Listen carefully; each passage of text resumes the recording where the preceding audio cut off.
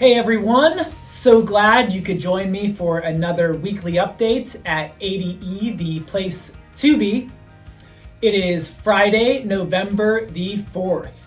Let's look at some amazing things that happened this past week and look forward into next week as well. So first off, 5th graders, are you ready to go to Washington, D.C.? It's been gone for a few years, but we are getting back our Washington, D.C. trip. And we know we're a little behind schedule here, trying to get caught back up, but we have a parent interest meeting next Wednesday, November 9th at 5:30, right here in our library. And come on out to learn about the amazing things we're gonna see and some details about this trip. Next, this is pretty obvious, but it is cold and flu season. You can see it all around you, not just in schools, everywhere. And we know that your attendance is important. We really want your child to be at school.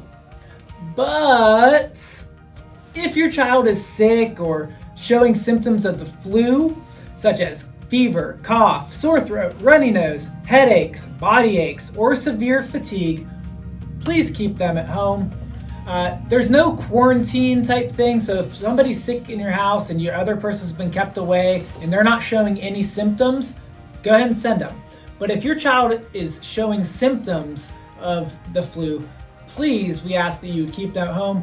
And if you need to get them tested, but do not send a child back until they've been 24 hours without a fever. So let's get into some more fun things.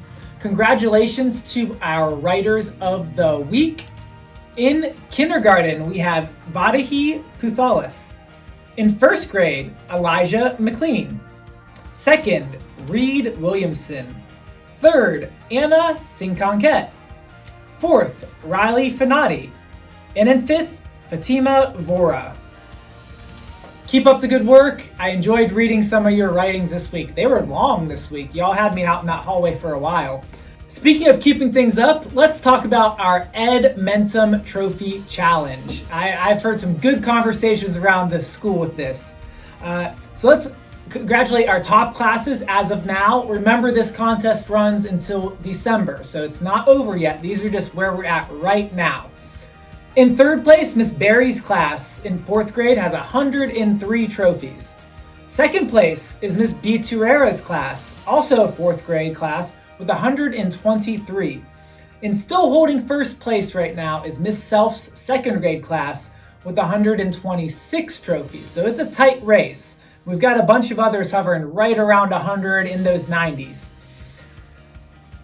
And our top students as of right now in each grade level is 1st grade, Abigail Prince. In 2nd grade, we still have a tie between Emma Loray and Ante Witherspoon. In 3rd grade, we have Layla O'Connor. In 4th grade, Joelle Irvin.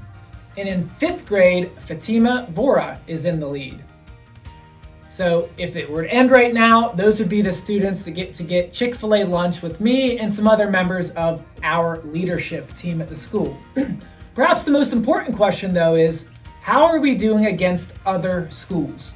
So we just got some data yesterday, and as of right now, we are in 2nd place among all the schools. So out of the 26 schools with entries, we're in 2nd place, which is great, but it's not first. So we got to keep it up. I really love what I'm seeing. We're learning a lot and having fun doing it. So let's earn those trophies by learning skills that we could use throughout school and throughout life. So let's keep it up, ADE. Next week, our Relay for Life fundraiser will begin. We'll be collecting funds for the American Cancer Society.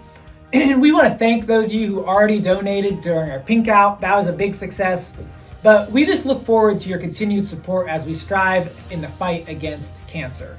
So you should have received a little paper home kind of explaining this, but you could ask your friends and neighbors, co-workers, to make a donation to support the child, and all the money goes to American Cancer Society. None of it goes to any of us. So if your child donates, they'll get a turkey that they can then display at the school, and we're gonna have turkeys going all the way down the hallway, or at least that's the goal. And just hopefully this can be something we can do a lot of good and have a lot of fun in. And that kind of wraps up our news for the week. There's always more things to say.